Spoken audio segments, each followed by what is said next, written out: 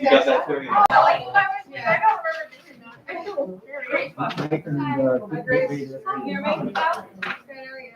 Was that? It was on the chat. Oh, yeah? Yeah. One family member. 100%. I don't write anything on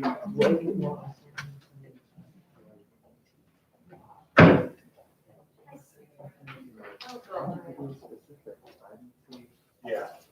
Right.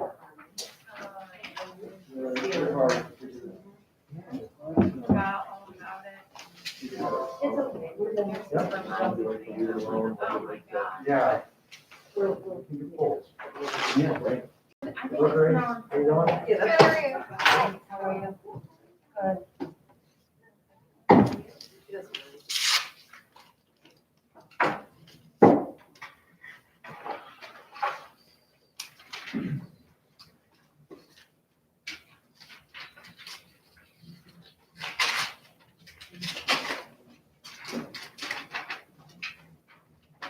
Hello, Ms. Garrett, can you hear me?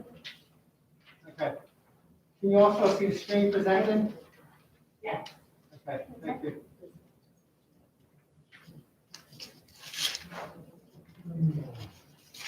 So you can see the board, the agenda, correct? Yeah. Thank you. All right, let me start in a minute. Hold on, Tammy, yeah. One person.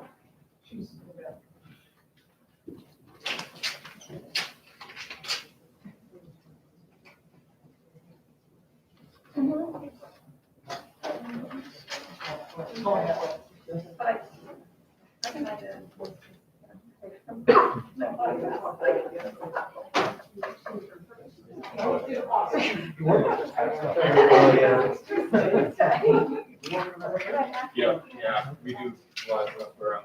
Seriously? Forms that every district has to file. Oh, wow. It's like a diploma. Nice and plain. Want me to announce? Go back and looking at account codes. and Nope. everything. Thank you. Positive.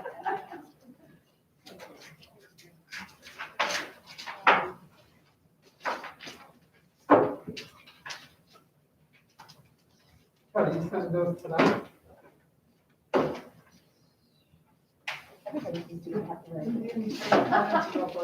Send them again? Kelly just said she sent it to me, just trying to. Can you resend it for me? Yeah. Yep. You will, yeah.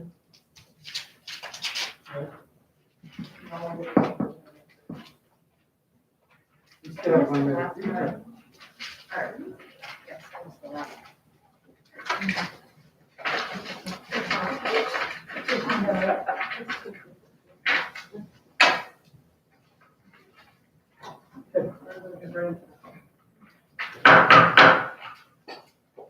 Call this meeting to order. Can we please stand for the pledge of allegiance? Allegiance to the flag, United States of America, and to the republic which stands, one nation, under God, indivisible, with liberty and justice for all. Thank you.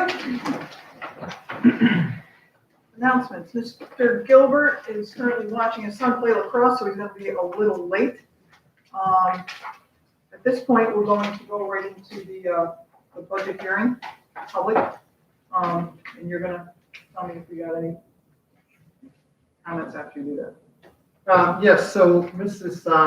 Kathy Wetmore Chase will come forward and put that presentation up and walk the board and the public through the budget hearing presentation.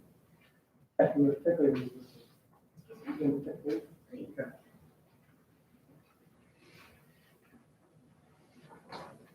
So as we put together the 21-22 budget, there were a lot of things that we took. There we go. Thank you. Sorry. As we put together the 21-22 budget, there were a lot of things that we had to take into consideration this year. Student engagement, personally relevant learning opportunities for students, cultural competence, self-directed, civic-minded learners, and school and community partnerships. We always look at our financial goals for the year. And our first objective is strategic budgeting, which basically means we try to stay within the same footprint and repurpose savings in one area to utilize to enhance a program for kids in another.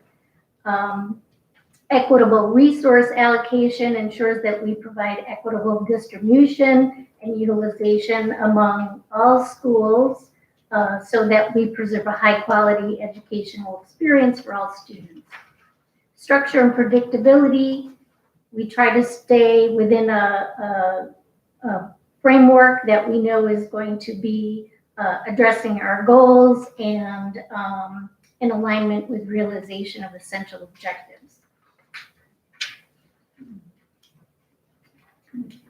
We assess needs through an equity lens. We try to allocate resources in a way to ensure we're more responsive to cultural shifts, what we need to do to ensure equity and outcomes for all students, and what else can we do to make the school and classroom experience more relevant. This year, we have obviously the pandemic to deal with, and we see ourselves as a district and actually the world kind of moving on a continuum.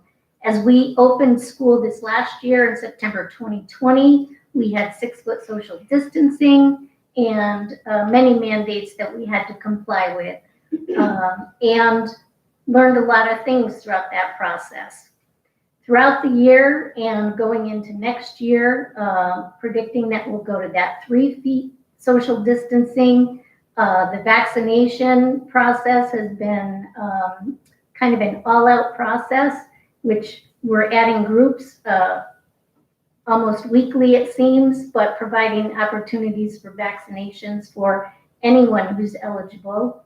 And in the spring, we're phasing back in things like more PE and sports and other activities for students. We are hoping to get to the no social distancing model and taking advantage of herd immunity with minimal transmission of COVID throughout our schools and throughout the community.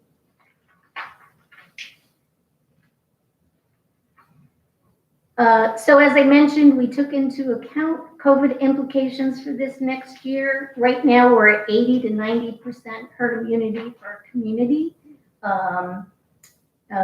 We're also looking at lessons learned from this last year. Obviously, technology and virtual learning provided a lot of opportunities that probably would have never presented themselves before. We're utilizing learning management systems and software programs that we probably wouldn't have otherwise used that we found to be very effective. And of course, EdLaw 2D digital platforms are always going to be in the mix.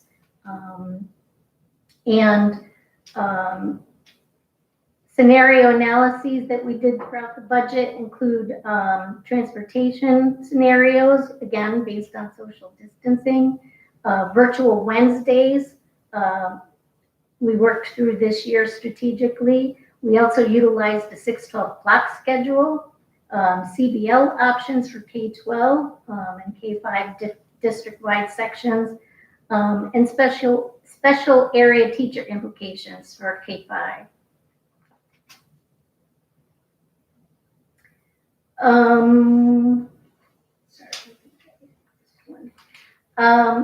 Cost containment. We have some big areas in our budget that we typically try to ensure we're containing costs. Health insurance is expected to go up 10% this year. We believe that that's partially because of COVID and the fact that this last year in 2020 was such an odd year, and elective surgeries were not an option. A lot of telemed virtual visits with the doctors, and I can only assume, or we can only assume, that the big increase this next year is because we're somewhat playing catch up, not only with our utilization of health services, but assuming that probably the health carriers probably need to catch up on their profitability as well. Retirement and pension costs, those are dictated by the state, and both of those increased this year for ERS and TRS. So that's employees' retirement system and teachers' retirement system. 4.8 million and 7.2 million costs this year alone in our budget. We also have outstanding collective bargaining agreements between CSEA, SUSA, and SAW. So that's our non-instructional support folks, our supervisors, and our administrators. We talked about strategic repurposing of funding, personnel management, trying to recruit the best candidate pool possible and the best candidates overall. We've invested money in professional development and will continue to do so. And equity and outcomes where service follow needs has always been a guiding principle for us. Instructional resources and technology, we find that to be a value add area. Safety, PPE, and COVID protocols, another value add area, as well as present ready furnishings. Instructional investments or areas where we did repurposing of resources, our present forward school experience between arts and PE and athletics. We're investing money in that this year, knowing that this last year certainly had its challenges. We also invested money from some of our savings in a math series for K-5, literacy framework K-5, and technology integration K-12. Targeted professional development is part of our budget this year as well, not only for block scheduling that we worked a lot through this year, but progressive practices and equity, diversity, and inclusivity. Some areas where we found savings, as you know, we have retirements every year, and typically those folks retire making higher step schedule salaries than those that we hire. So that difference results in a fair amount of savings for us as we hire teachers that are just coming into the profession. So this year we have 19 FTE retirements. I won't go through them all there, but that saved us some money, $808,000 that allowed us to repurpose this next year. We certainly had some challenges that we face with every budget. The tax cap limitation and formula is one that we work through every year. I can tell you this year, as we worked through our rollover budget, we found our 2% tax cap was the lowest tax cap that we've had basically since the formula is in inception. And our tax levy is right at that 2% this year. Potential fiscal cliff is another area that we took into account. We do have $9 million in those ESSER and other funding, but those are one-time funds. We're not sure over a period of time what that entails, whether or not they will continue or whether we're dealing with a funding cliff that will then go away, which means if the state aid gets reduced or goes away, that's got to be made up by tax levy, or we need to cut some of those expenses that we included in the budget initially. Excuse me? Next page. So the adjustments to maximize some of that additional state aid that we got at the last on those last hours from the state budget. We used a portion of it for maintaining the tax levy cap or staying right at the cap, about $971,000. We increased capacity for instructional salaries and PD, basically to ensure we address the uncertainties of reopening. We increased our allocation for instructional materials, textbook, and text tools. We've increased our allocation for instructional tech purchases via BOCES, which also allows us to get BOCES aid and maximize that state aid. Increased capacity to complete outstanding maintenance projects of about $500,000. and increased allocation for equipment for about 500,000. Those are always more requests than we can fund each year. So those are good one-time purchases to capture with the savings. Going to the categories that we capture in our expenditures, the largest area for salaries is the instructional salaries. It's about 35.5%. Administrative salaries about 3.15%, and non-instructional is 16.26%. And the increases, which is the other percent you see on the right-hand side, is what it increased from last year, which basically is due to contractual stipulations and movement of personnel, resigning, retiring, hiring, and all of those sorts of things. Equipment and contractual went up as a result of some of those strategic allocations that we added from the previous slide. Textbooks increased again for the same reason, as did BOCES. Supplies, roughly 2.9% of the budget. Benefits, 26.49%, and transfer to other funds, 5.4%. And I just wanted to mention that between salaries and benefits, that comprises about 81.4% of our entire budget. When you consider that we are a very people-intensive business, you'd almost expect to see the majority of our budget going to those things.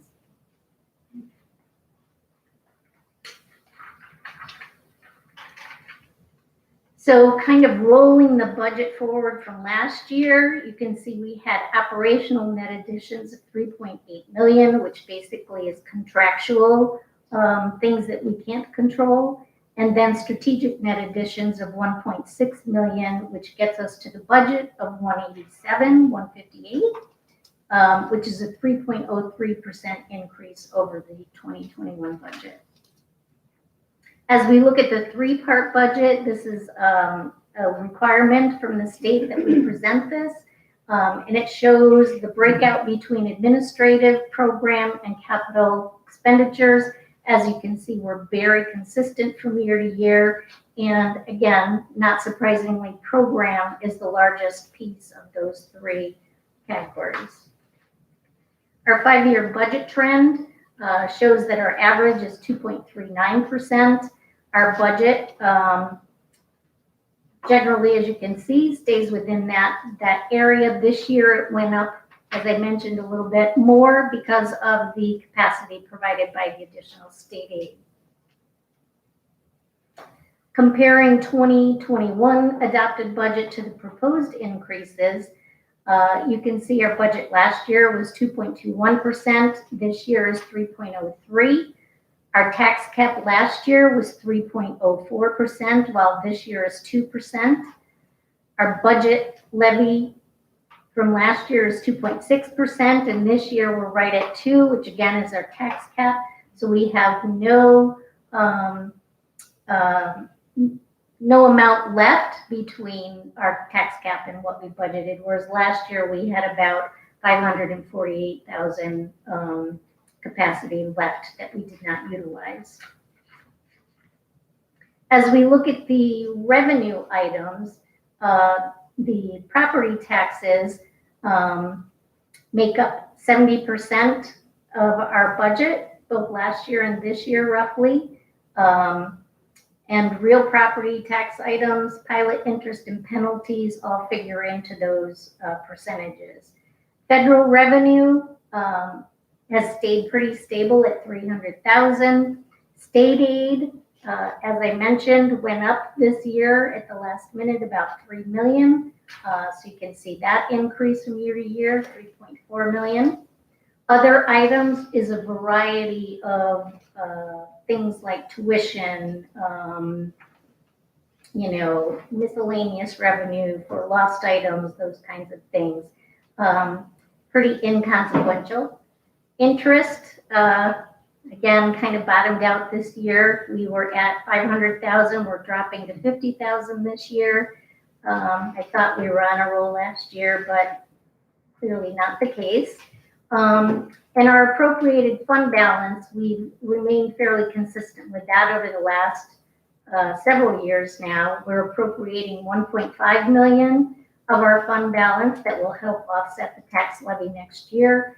We're utilizing 750,000 of our retirement reserve, that's our employees' retirement reserve, to offset that expense. And our employee benefit reserve actually offsets our separation payments that are contractual stipulations as our employees retire. So,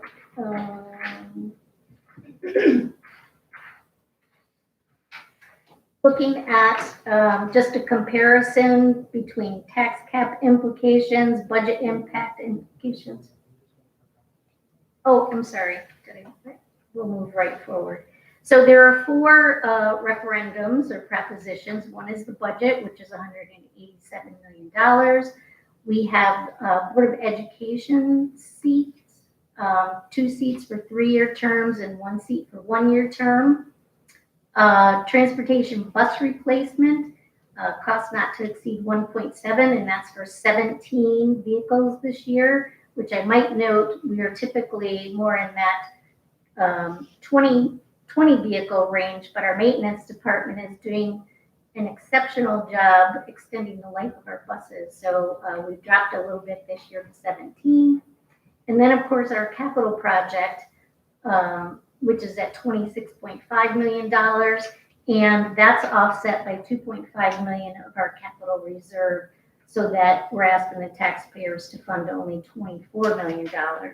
And the other good news about that is that our debt service is dropping off as other referendums have been paid for, and we will not expect to see any increase in our budget lines for capital projects for the next foreseeable future. And in fact, we expect it to go down in 2 or 3 years from that point forward. So good news in that regard. I'll just read off something, Jeff. So what I'll do, because we're in this COVID environment, typically in the past, when we get to this point, we've actually invited all the board candidates to be present. We have 9 candidates. And we've been trying to minimize the crowd here, the group here at the board meeting. Certainly, thanks to the PTA and the STA, Meet the Candidates Forum was held last night. So there was an opportunity for the public to hear directly from the candidates, as well as my understanding the recording of that will be posted this week as well. So I'd just like to, for the purpose of the public and residents, have this newsletter that's being distributed this week. So some of you may already have it at home, so you can certainly read it yourself. I won't necessarily read through the bios of the individuals, but we have 3 of the 9 individuals, 9 individuals are here now, and this is by order of how they will be on the ballots, by the way. So Jason DiGianni, who's filling in one of the 2 seats that was vacated because of Mr. Delalo's unfortunate passing, and Mrs. Rajat resignation from the board. Joseph Weber, who is the second person filling in for one of those 2 seats. Then we have Megan Chapin, who's running for the first time. We have Ram Lilakota, who is running to try to fill a seat as well.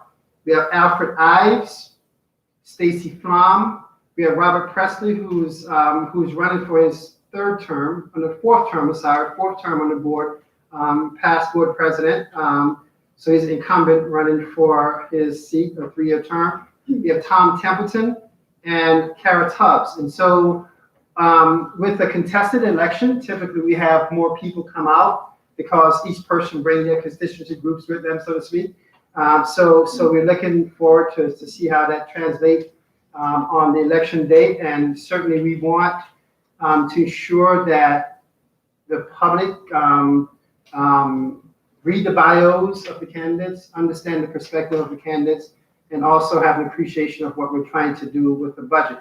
And so we had a couple budget questions, and Ms. Stevens, I'll try to read those aloud and address them. based upon on the question. The question actually came in earlier from Tom Templeton, and I actually responded to him because this question came in around midday. And the question was about psychological services being reduced in the budget line. And the reason why it's not the services are being reduced, the expenditure being reduced because we have staff turnover. And so that's the reason for that piece of it. And with that same note, one of the things that we have been very focused on for years is mental health and wellness. And the public may not know, but we have a contract that has grown every year, for example, with Saratoga Center for Families, that provides mental health supports to families in a very convenient way. So instead of people having to go out to their doctors, kids get services while they're here at school. Just one example of that.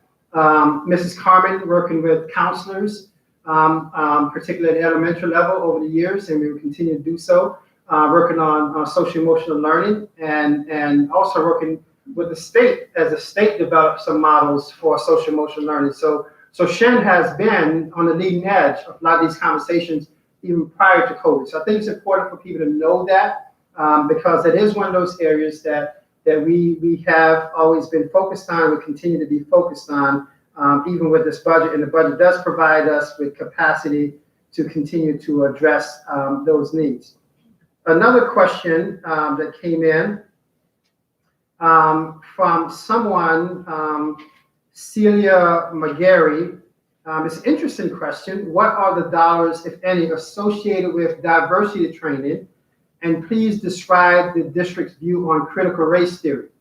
And since the question came under the budget context, our entire budget is premised on the notion of equity and opportunities and outcomes. We firmly believe as a system that we have a responsibility to address the needs of every student.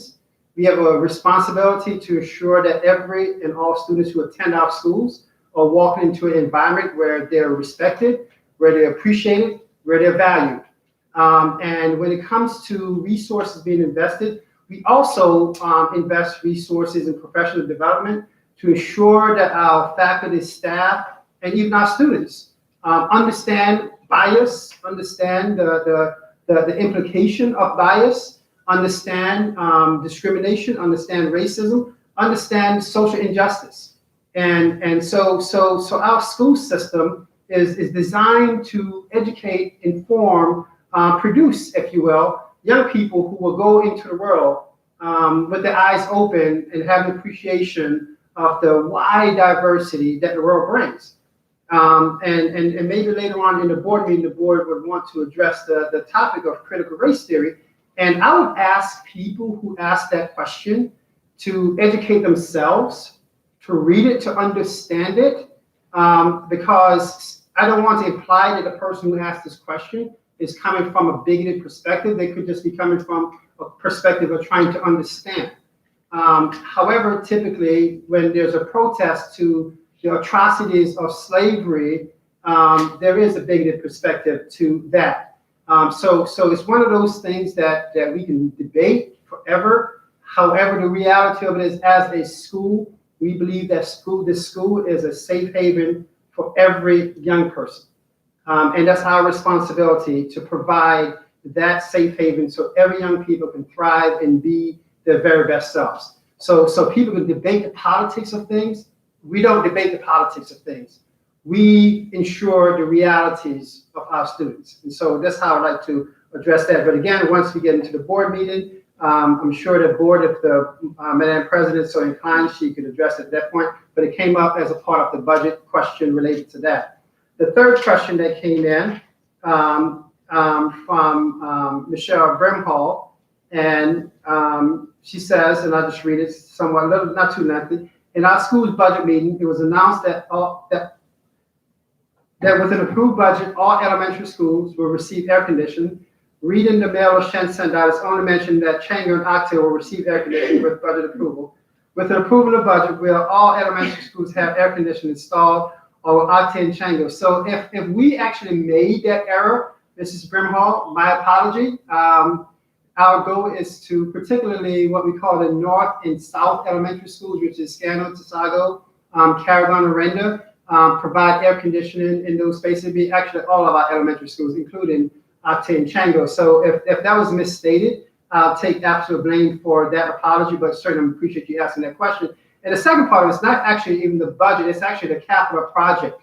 If the capital project is approved, that's a part of the capital project. So I appreciate that question and that clarification, and we will review our documents and ensure that if there was an error on our part, to send out something so that the public is aware of that potential confusion. So we appreciate that question coming in. And the last question that came in, I saw the Shen budget handout. I would like to know what is meant by and the details on the program enhancements, in particularly the cultural competence and collaboration. Who did these ideas come from, and who are all the board in favor of such? What new board candidates are in favor? How much more resources are being allocated to this? I don't want to see what's going to ruin Saratoga happen here at Shen. So since again, it was asked in the context of budget, the district mission statement speaks to globally competent individuals, speak to culture responsive individuals, speak to citizens of the community. And again, I'm not going to make any assumptions of what may have been implied by what the quote unquote, what happened in Saratoga. I don't know what happened in Saratoga. I can only tell you what happened in Shen. And as a school system, as I said in my initial response, the budget is the means by which we support quality programs for all of our students.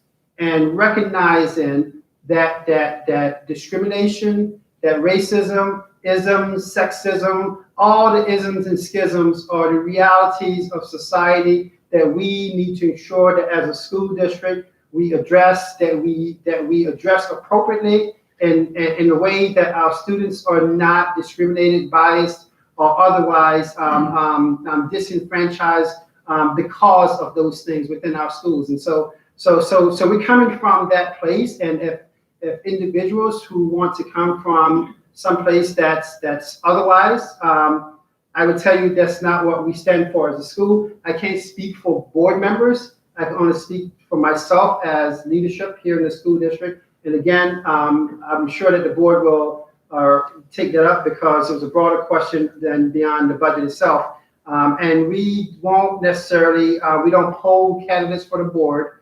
That's not what the board does. And I'm sure the board president will address that as well as a part of the regular board meeting.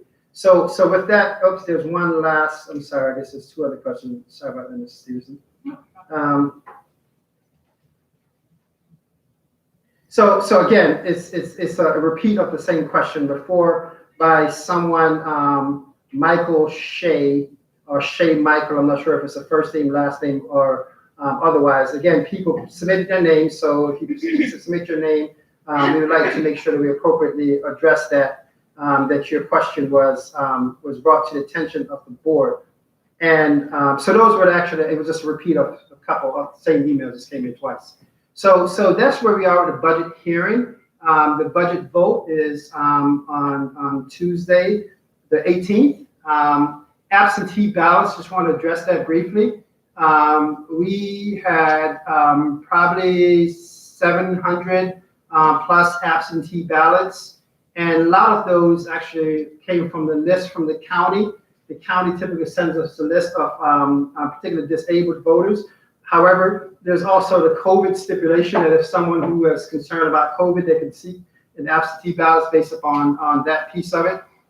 If we're in the process right now of, well, I'm sure we can do it, but we're just confirming that we'll have a drop box at the district office, a mailbox kind of drop box. So for individuals who may think, I don't want to take a chance of going to the post office and getting late to the district, they can drop their absentee ballots in that secure drop box at the district office, which will be checked on a regular basis. And again, it's locked. So in terms of anyone having access to it, that's not a concern. We're trying to ensure that people, particular people who are voting via absentee ballots can actually do so with ease and confidence. And so we're going through that process now. And once the drop box is up, so to speak, we'll be sending out notification regarding that as well. So essentially, that's the conclusion of our budget hearing. And I would say that if there are questions that people may have, please either send the Shen DOE at SheNet email or send an email to my office. We'll try to be as responsive as possible related to the budget and any specific questions related to the budget. So that's the end of our budget hearing. And at this point, I would like to transition back to you, Madam President. Thank you. So also, I want to add, because we moved swiftly into the budget hearing, the Board of Ed went into executive session tonight at 6 to discuss collective bargaining. So just for the minutes purposes of that. And I do need a motion to adopt an agenda. Bob, you are first. Joe, you are second. All in favor? Motion passes. Thank you very much. And at this point, we're going to move into Board of Education comments and reports. I'm going to start at the other end. Hi, Grace. Hi, I don't particularly have much for today. Joe, can you just turn the mic a little bit to Grace if you don't mind? Cool, thank you. Okay. I don't have too much for today, but I do have to say one thing that I just thought was really cool that was kind of just going on around the school. The honor societies are putting on a giant trivia night for all of them, and I just wanted to mention it because I know a lot of people worked on it, and it's really, honestly, it's pretty cool. And I kind of just, I don't know, it's gonna be just a giant Kahoot. I think they 27. So I just want to mention that just because I know trivia this year has been a really big thing that's kind of kept the students together. Basically, every honor society has had some form of that this year, and it's just going to be really cool to see every one of the honor societies come together to do that. So when is it, Grace? May 27th. So I just want to mention that just because it's nice to see with COVID, you know, being able to still have things like that go on. Thank you, Grace. Joe, do you have any comments tonight? Augusta? Yes. I just wanted to talk briefly about the Equity, Diversity, and Inclusive Committee, subcommittee that I'm on, which is the Personnel and Professionalism Committee. We had our last training yesterday with Natalie McGee. It was so impactful and educational and an extremely meaningful experience. Aside from learning and understanding more about cultural awareness, I had the opportunity to have some really rich discussions with teachers and administrators, which I found to be so interesting. I hope the board is able to continue with Natalie. I think it'd be a really important opportunity for us. So I hope that's something we can think about. And also, I mentioned this yearly in May, it's Mental Health Awareness Month. It's been a tough year, and we're starting to come up for air. Just a reminder that it's okay not to be okay and to get help when you need it, and there's no shame in asking for it. Our counselors here at the district are an invaluable resource and available if you need them. Social and emotional learning has been a priority at Shen, and I'm confident it will be at the forefront as we exit this year and enter into next year. That's it. You know, I kind of need your kind of teleprompter thing there. You like that? Yes, I do. I really appreciate It's that. accidental, but it really helps, I gotta tell you. I like that. She can see that a mile away. I'm good. I'm very jealous actually right now about that. I can help you out. Naomi? Thank you. First, I wanted to thank Grace for that, and also to say that the latest podcast, number 6, is out, and it does highlight many of our students. Grace has debuted again in that podcast specific to the new STEM Center, so very exciting. It's our longest too. They're getting better and better. It's a neat thing. So I wanted to say that it's very similar to what Augusta just shared. But I wanted to start by saying, you know, watching this budget presentation, we're getting a look to what normal is going to look like in the fall. And we are seeing and making progress that pertains to providing an equitable learning experience for all of our students. So, you know, just highlighting some of the pieces just this week, the Board of Regents unanimously adopted a policy that encourages every board in the state, that would be us, to have a policy on diversity, equity, inclusion. And that's effective immediately. And they've even drafted a very, very specific mission statement, which was shared in our training with Natalie McGee. Forgive me, I cannot say that clearly. And also, I wanted to recognize Dr. Robinson's work. He's also working with a group, developing policy for our district. And that group is Commission. Yes. NISBA and NISCUS and. right. But it's incorporating what NISBA just approved, and so Consistent with the state thing. yes. And thank you for doing that. I think it's exciting. All of this, it's really coming together. So I'm on a different subcommittee than Gusta, and our training also just wrapped up. But we also had another wonderful trainer. Her name is Phyllis Cotnell. She was at, I think, our last two trainings. Correct? Yeah, she was. And so they both were there. They tag teamed. It was really engaging, insightful, our breakout groups. And what was different with these last two is that we really took a deep dive, looking at the evidence of what we're doing, where we fall on the cultural competency continuum, and we're doing a lot of good things in the district. But it was a refreshing look at what's being done and what's coming next. And so tomorrow we have.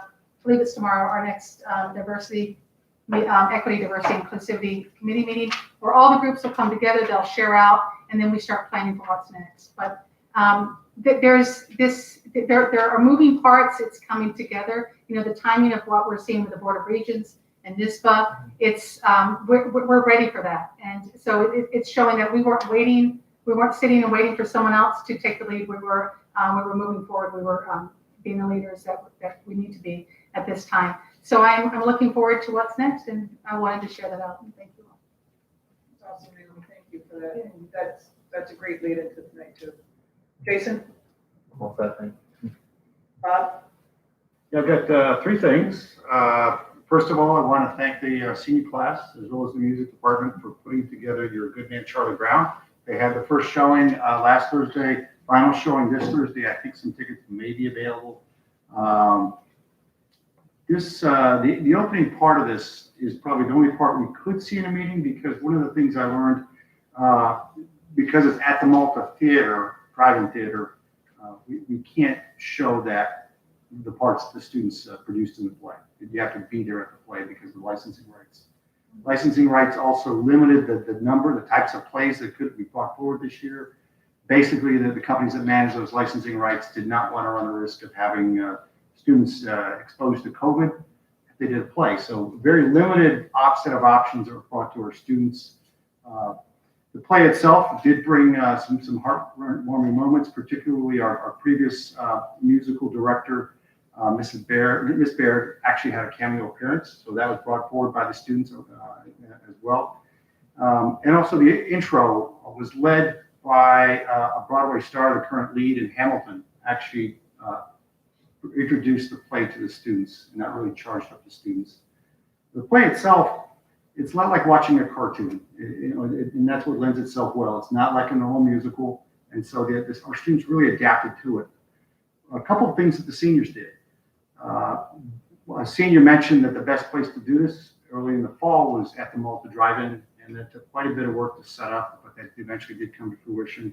Another senior said, we really got to get the pit crew involved. We don't want to have this be just a plays, a very narrow-based group participating, and the pit crew got involved. And as it progressed, even one senior said, look, there's one more song we could put in, and they put in one more song. So originally it was going to be probably 60 or 70 minutes. It was a 90-minute production. So job well done.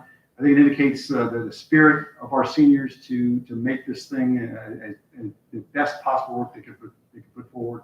And so I think they should be congratulated for that work. So hats off to them for your Good Man Charlie Brown. Second thing is in policy committee, one thing we're looking at bringing forward, and this was discussed, is bringing forward restorative justice in a very, I wouldn't say that broad context, but a very specific context. Background here is a couple of years ago, definitely prior to COVID, we had a lot of challenges with vaping and other tobacco products. Currently, the way we manage students who are challenged by that is purely through discipline. But one of the things that, and this has come not through the board, not through senior administration, but I believe more from administrators working with Mrs. Carmen to say, look, what can we do to provide restorative justice? So one of the things being brought forward this year into policy will be, if we can pull it off, get the language done right, is to have more of a medical approach to get restorative justice so the student who has a tobacco challenge is taken off of tobacco or finds a way, finds an alternative, and just simply gets tobacco out of their life. So restorative justice is something we've talked about probably the last 2 years. The town does it for the types of laws that they manage as a town. What I think we can do as a district is manage it for our students for things that are student disciplinary in nature. Not turn this into a disciplinary fix all the time, but a restorative fix so that we can get the students on the right path, choosing the right options. Third thing I want to bring forward, and this sort of came from the Equity, Diversity, and Inclusion Committee. I did hear a great set of questions from one of our new principals on compliance within our students versus independence. And it was the first time I ever heard this type of discussion. I think this was very healthy. The concern the principal had was that sometimes we develop students in the elementary school that become so compliant with all the rules, they lose their sense of independence. And I think that's a good thing to think about as we progress through the year. What do we want students to graduate from here? We're always going to be raising the bar in terms of how do we improve the status quo? First time I've heard those types of comments, and I thought that would be something worth talking about in future meetings. So thank you. Thank you, Bob. You're welcome. So Todd is not here tonight, we're just going to be late. So, I want to take a few minutes, and I'm talking to my colleagues right now as one of your colleagues. But I'm going to speak tonight in my capacity also as president of the board. I reflected and I've listened and I've really tried hard over the last couple of weeks and just watching, and it's become very apparent to me that our national stage of politics, of infighting, of just that culture, cancel culture, that just things are just so highly intense anywhere you look. And, I'm kind of feeling it, my personal perception, with this race, with this Board of Ed race. I think it is commendable, first of all. I want to say that 9 people are running for 3 seats. It's always so wonderful and positive to see people come off the sidelines and take that chance. It's not easy. It's very unnerving. It's not comfortable. I could look at my 3 colleagues right now, and it's not comfortable. 4 times at this, it's never comfortable, is it, Bob? But what I do want to say, and I've said this at PTA Council too, it's very important. 7 people make up this board, not 1. When I've heard that, people are running on just one idea or what they can bring to a board because they can change this or they can change that, or I'm going to do this and wait till I get on and I want to do this, or you just have one topic that you want to talk about. You heard it tonight. You heard Kathy up here talking about a budget that was not an easy feat to put together at all, coming out of the year that we just had. Commendable teachers, bus drivers, nurses. Becky Carmen, I don't know when the last time she had an 8-hour night sleep. Honestly, come on. We talked about finances. We talked about mandates. We talked about equity. We talked about diversity. We talked about BH, behavioral health, socioeconomic, equity, inclusivity, and not just racism and color of your skin. What about the kid next door that doesn't have internet connectivity? They're looking for their next meal. Thank God we had the bountiful backpack, huh? We do amazing things around this board table, and not just one person does it on their own. Not one. I commend each and every one of you, because it's not an easy road, and we're all volunteers. We're not paid to do this. But we do it because what? And I say it, and I've said it since 2008, we do it because of the kids, the students. Their 13-year journey from kindergarten all the way through 12th grade and beyond, whether they are an electrician, a nurse, a doctor, a lawyer, somebody that wants to go on Broadway and act, God bless them.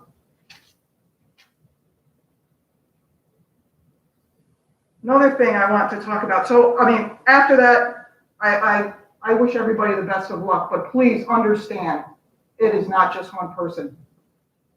I'm here with 6 other of the very finest that I know. And right, Gusta, I've called you up. I'm not okay sometimes. And it's okay to be like that.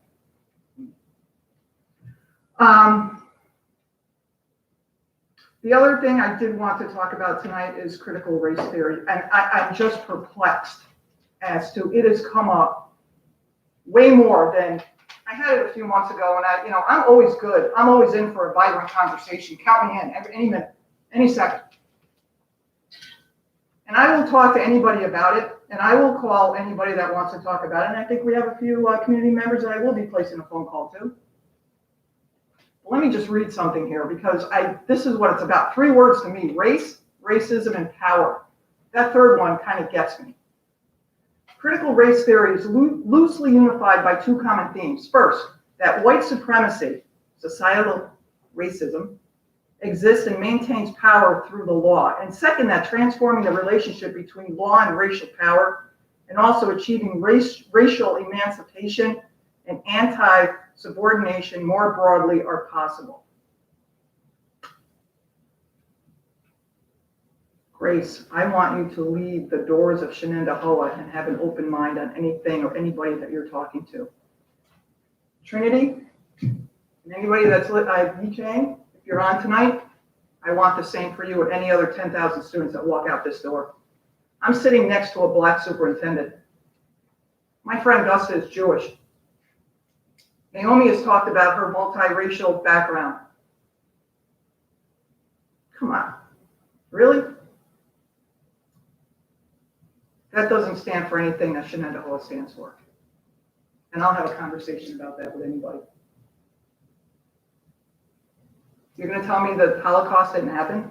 We're going to turn a blind eye to slavery or anything else that's happened in our history?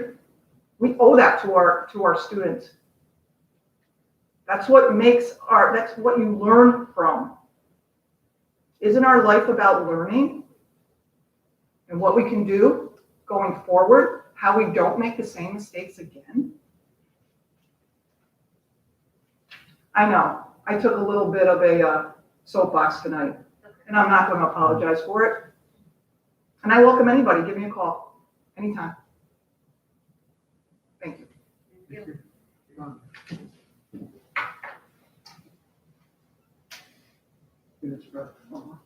Keep going. Okay, now we have our students.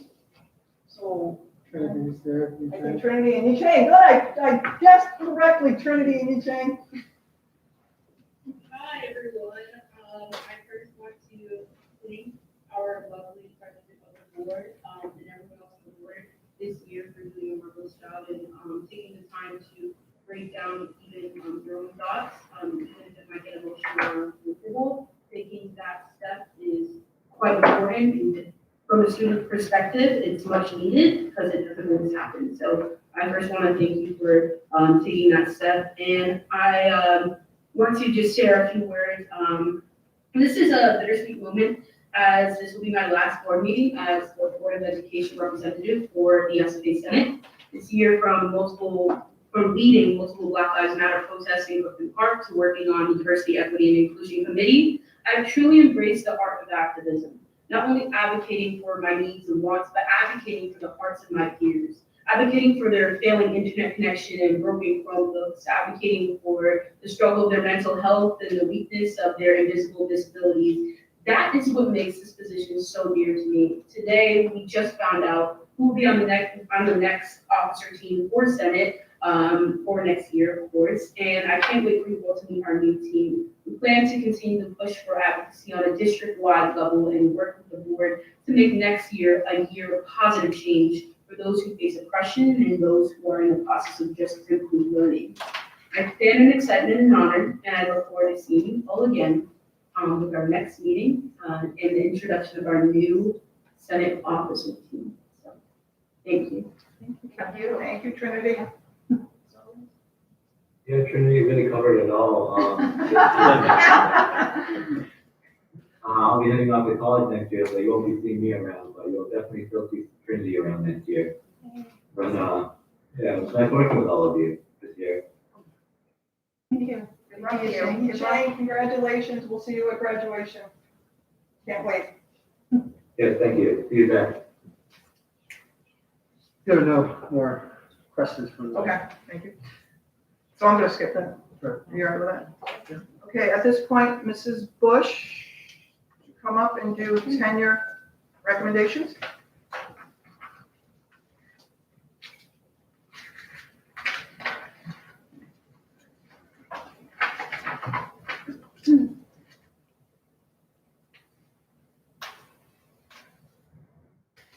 Good evening. I have 2 administrative tenure recommendations to present to the Board of Education this evening.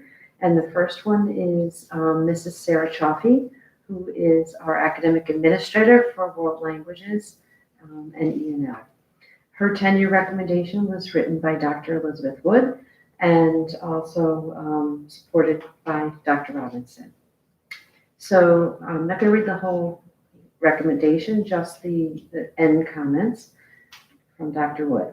Please accept this tenure recommendation as my strong endorsement of Mrs. Sarah Chaffee, Academic Administrator for E&L and World Language.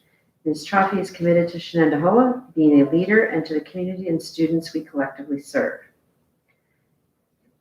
Mrs. Chaffee has completed a 4-year probationary appointment for tenure, and we do recommend that she received tenure. And our other person for tenure tonight is the high school principal, Mr. Ron Agostinoni, and his tenure recommendation was written by Dr. Robinson, supported by Dr. Wood and administrators. So written about Mr. Agostinoni, it's my distinct pleasure to put forth an affirmative tenure recommendation for Mr. Ronald Agostinoni, Shenendehowa High School principal. As observed by Dr. Wood, Mr. Agostinoni worked to establish a clear message that students are at the center of all decisions at the high school, communicating this by having a consistent message every day in every interaction. Mr. Agostinoni works hard to maintain a very level approach to leadership, establishing a sense of trust with students, staff, teachers, and administrators, that his reaction will be consistent and consistently focused on what is best for students. He approaches problems and complex situations with problem-solving approach, and he doesn't get hung up on the challenge itself. Mr. Agostinoni maintains a pulse on the instructional leadership aspect of his role. He's knowledgeable about state guidelines and his impact on the high school program.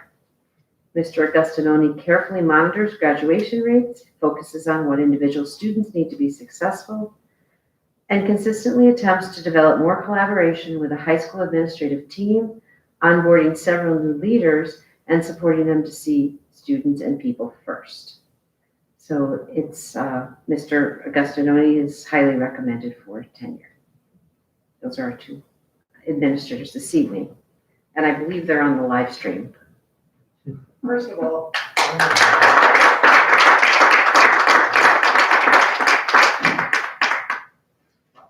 I got to take a comment here. So I don't know if every couple of weeks I say to Dr. Robinson, what a find Ron was. What a find. I mean, coming after Don Flint, which was already hard to do, Ron has certainly, he came right into his role. He's done such a remarkable job. He's so good with the students. He gets it. He gets it. He knows how to roll with it and move through. It's been a real pleasure to get to know him. He's just amazing. Ron, you're absolutely amazing. Sarah, so dedicated to what she does. always looking to the next level and pushing that excellence piece. And I mean, two very fine, very fine people, and big, huge congratulations. And, I just want to take 1 second to, I'm awful talkative tonight, I'm sorry. But, for everybody else that we tenured a few weeks ago, we did it in a COVID environment. That's very, very difficult to do. Those teachers went through on top of going through the process itself, they had to, jump through hoops to do that and be evaluated. So this is no easy feat ever. So huge congratulations.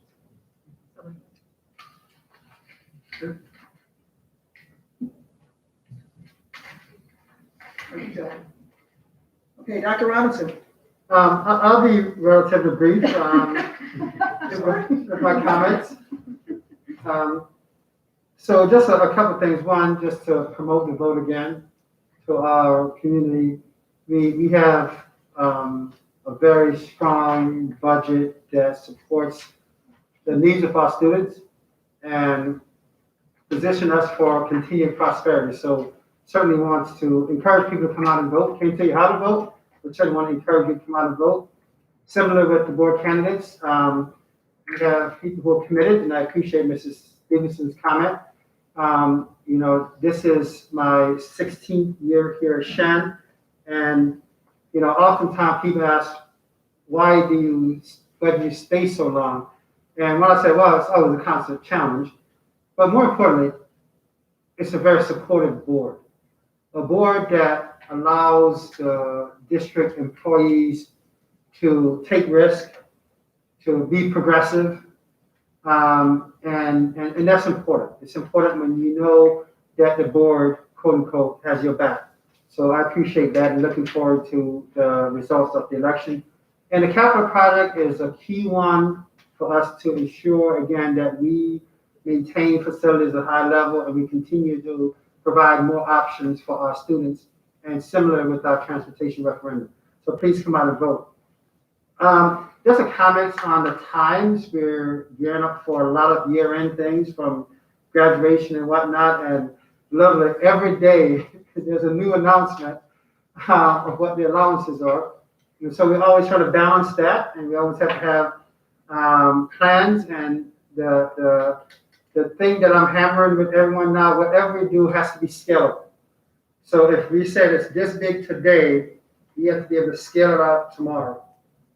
If we're allowed to scale it out. So scalability is all the things that we're looking for, and having options that we know that are viable options to execute. So as the allowances change, we look to capitalize on those allowances because we're focusing on scalable plans. So excited about those. And related to that is the vaccination clinics. We have a student vaccination clinic tomorrow. Certainly trying to ensure that for sure all our senior students are vaccinated, not only for the year-end pieces, but if you've been watching the news, if you're planning to go to one of the state university system, you're ahead of the game by being vaccinated. And also I saw some of the private colleges are going to follow suit as well. So, and that's not only in New York. My daughter's going out of state, and she's going to have to be vaccinated. So a lot of places are following suit. And as the age has dropped down to 12, we're working on that communication as well. Again, it's a choice that parents have to make, but we're trying to provide or make access as easy as possible for students to do so. So that's kind of the comments I want to share, because I appreciate the things that have been said before as well. We have, and we'll just continue with items. So information items, the board has the board meeting schedules for next year, and they follow a similar schedule sequence as this year's meeting schedule. We have to balance between when vacation breaks are and things of that nature to make sure that the meeting dates follow accordingly. And clearly, if something comes up in the course of the year, we need to make course correction. That's within the board purview to make those adjustments. But we try to have the dates, because the dates not only impact board, but also operational type things. Payroll, bills, all those kind of things follow a similar sequence in terms of when action items come to the board as well. So having those dates in advance and ready is important. We have tonight, and Dr. Will comes forward, we have some new course and textbook pieces that we just want to provide an overview to the board.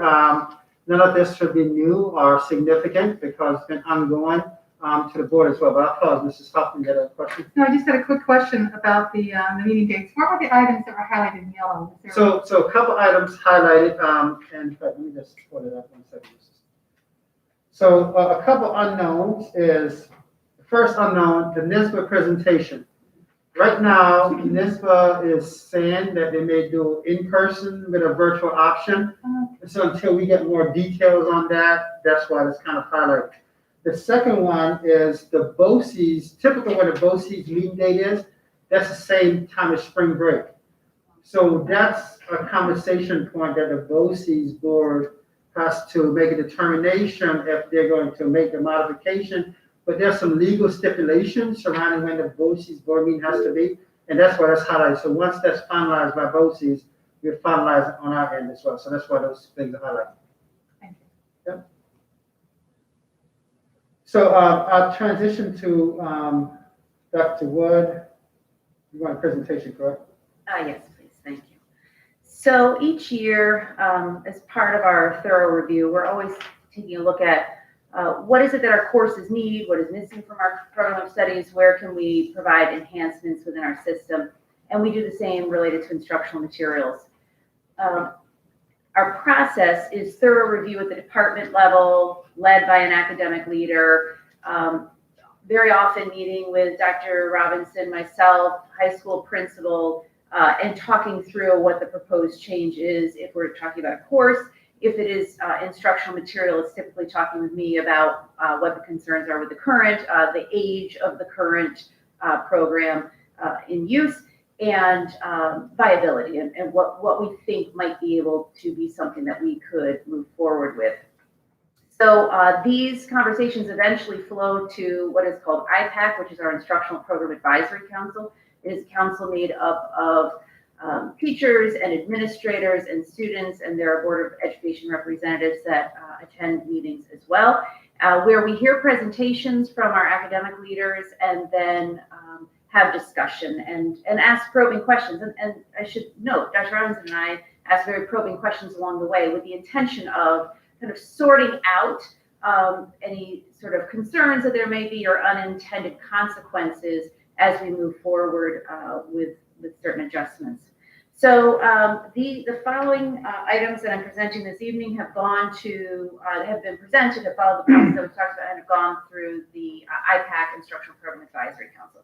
The first being an updated course, which is a health course for our high school students that are in our individual skills development course, which is our ISD program, and also our functional skills development, which is the FSD class. It is a modified health course that meets the needs of the students in that class, and because many of the students are in that class and get their education through high school in that program, so grade 10th, 11th, and 12th, they will get a spiral review that is accessible to them at the developmental level of the students in the room. And we appreciate Kat Guthrie, the high school academic administrator for special education, bringing forward this proposal, working with Rebecca Carmen and the high school health teachers to really configure a course to meet the needs of students in this class. And so this is the amended course that we're presenting for this evening. In terms of instructional materials, there are literally hundreds of instructional materials used across the school system. The ones that we go really in depth with in terms of through this process are the ones that are the core program, that are the primary resource used to deliver the instruction within the course. And so the first one is our elementary math series. Many of you recall we have been using the Go Math series for a number of years. In fact, I think we were at 8 years. And that is something that you purchase. So you get 5 years, and then you get 5 years of replacement workbooks for students. And then we did a 3-year extension on that. So we've used that Go Math series for about 8 years. When that first came in, it was quite a shock to the system because it was a lot of, the instruction was different than what teachers had been used to providing or families had been used to having at home. But it really served us very well for a number of years. This year, the committee led by Michelle DeBrucuba, our academic administrator at the elementary level for math and science, they did a thorough review. So Michelle Shenendehowa and several elementary teachers and elementary administrators worked to review the options that are out there and came back with the recommendation of the Envision Math program. It appears to be a very good program. We've had teachers piloting it in the classroom, extensive review. In fact, you saw the rubric and survey results in the board packet. And so we feel confident that this is the best instructional resource moving forward. I do want to note, as we move forward into conversations about the purchase of instructional materials, I give a lot of credit to the folks they're actually on the meet, because they know it's understood that they will have to go back and renegotiate the price multiple times. And so this Envision quote, I thought I was really like buying a used car, because I said to Michelle, come back with a number that does not start with that 4. And we were far away from it. And well, she worked her magic, and that's where we landed. So we really do work on all of these prices significantly before we even come to the board with these items. The next item is the child psychology textbook. So if you notice, the textbook we've been using, rather dated. The teachers have really been making the best of it and just become used to teaching with that textbook. And then I think at one point somebody looks at it and says, wow, this is 21 years old. It really does not represent, like a modern approach to teaching child psychology. So credit goes to Mrs. Barra, who worked with the teachers of the course to really do a thorough review. And there are not a lot of options out there for a high school child psychology text, but they looked at what was available and have come forward with this recommendation, which they really do believe will give a great kind of revitalization to the course. Of course, it's already pretty popular in our family and consumer science department. And then I move on to the 2 resources brought by Lisa Kissinger, our academic administrator for social studies. They are resources. They are the primary resource for Global 9 and also Global 10. The committees of teachers really investigated several different resources and came back with the 2 that are outlined here. What we noticed is that more modern materials provide so much more digital access, and they are very good for students who need text read to them, students who are learning English, and a number of the older series we were using, truthfully, were challenging to use in this last year with COVID. And as we know, students are increasingly using digital materials, and we have moved with Google Classroom forward significantly. And the newer materials, not only were the other ones really outdated, but the newer materials provide a number of specialized features that will really be accessible to students and make the learning more accessible to them as well. So that's kind of an overview of the work that has been done by the instructional team to make enhancements and proposed enhancements for the program going forward, and also the work of IPAC in the last several months. And I'd be happy to address if there are any questions. No, thank you very much. Thank you. Thank you. Thank you, Dr. Wood. Okay. Mrs. Carmen to talk about policies and procedures. First reading. Good evening. I'm having a little bit of flashback to a few years ago when we had many policies come forward on one evening, but this happens to be 2 months worth of policy review just by the way the dates fell with Board of Education meetings. So we have April and May first reading being presented to you tonight. That explains why there's so many. Did you see what, I'd asked about the link on the 7551? I sent you an email asking about the link for that one. The policy wasn't reviewed. There was a simple change to the regulation, and that's why that probably was not linked. Okay. There was no change to that. For the code of conduct, I didn't have a chance to email you ahead of this meeting, but for that one, the symbols of faith and that piece, I didn't see that in the yellow highlighted language. Is That's already in there. We approved that previously. you did, so you're not changing? No, we're not changing that. It's just I didn't see it when I saw the highlighted text, so that's why I was wondering if it was removed. No. But it was not. No. Okay. Thank you. Any other questions? Thank you. Okay. So moving on to consent items. treasurer's report. Can I get a motion?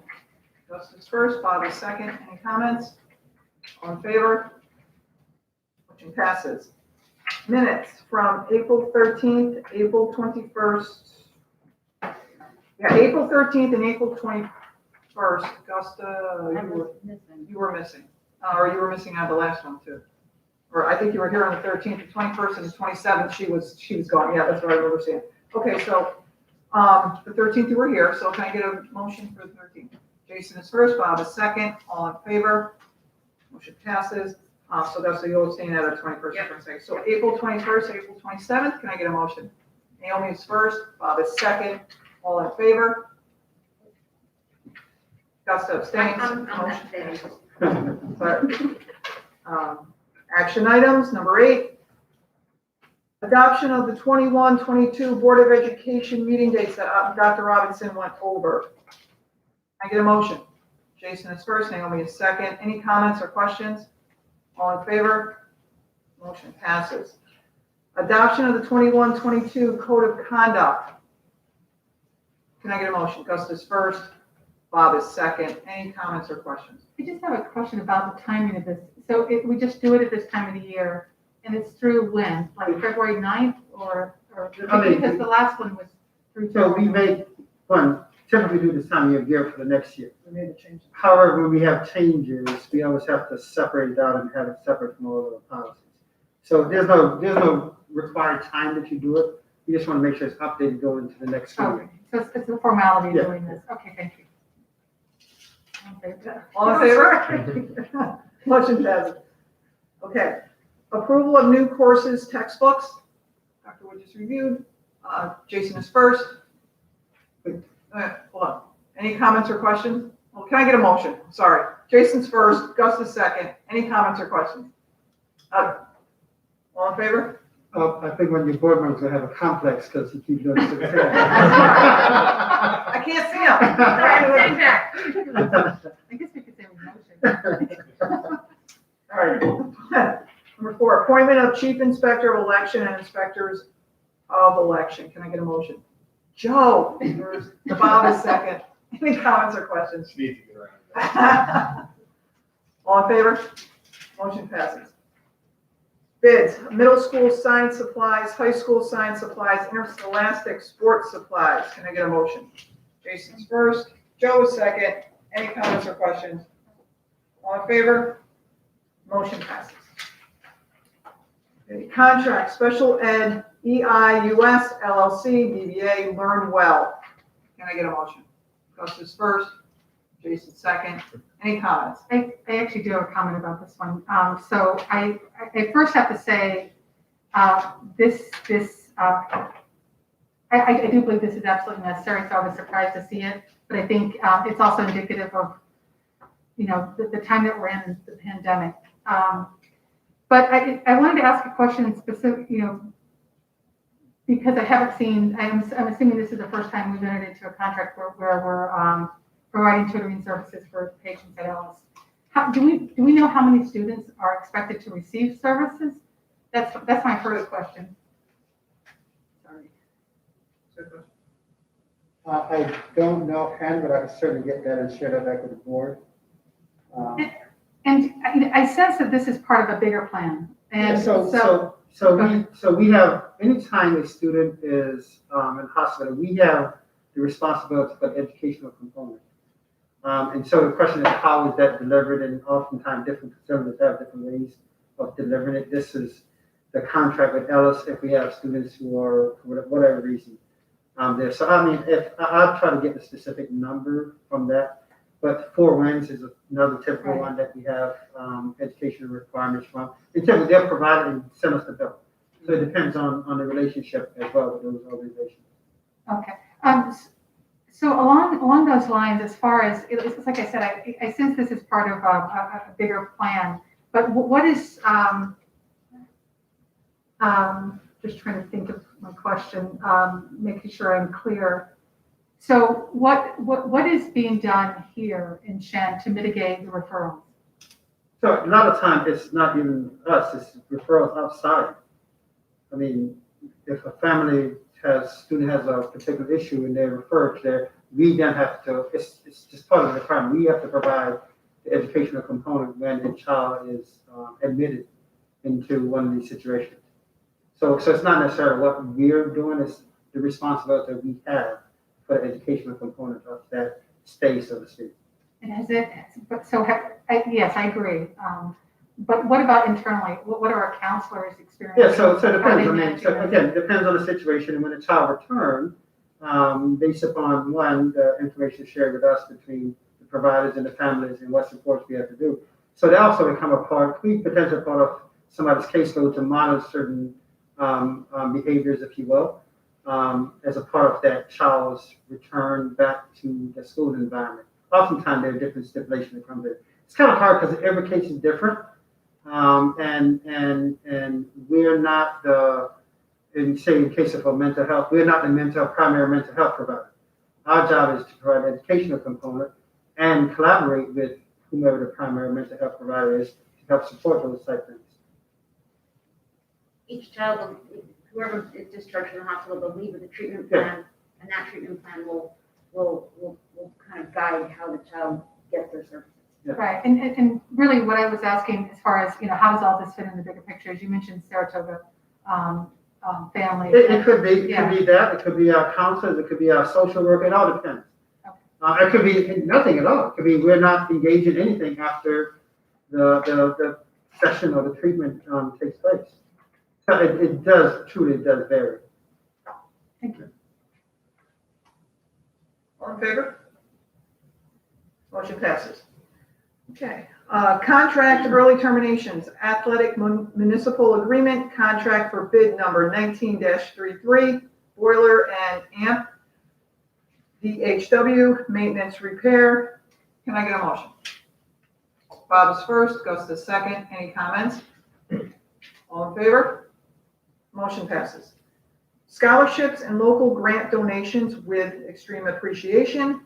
From Treasurer's Report, T-shirt donation, High School East. Can I get a motion? Gus is first, Joe is second. Any comments? With gratitude, always. All in favor? Motion passes. I believe Mrs. Bush is doing our acceptance of special ed placements tonight. Yes, she is. She's doing double duty. Yes. Hopefully there's no questions. Any Well then, no. Any questions for Mrs. Bush? Okay. Can I get a motion? Gus is first, Bob is second. All in favor? Motion passes. Personnel, Mrs. Bush is going to stay right there. Approval of staffing recommendations. Got some good ones tonight. Yes, so along with the two tenure recommendations that were presented a little while ago, we are recommending a new director for student learning and data accountability. This is Sarah Schneller, and if Sarah would stand up, that'd be great.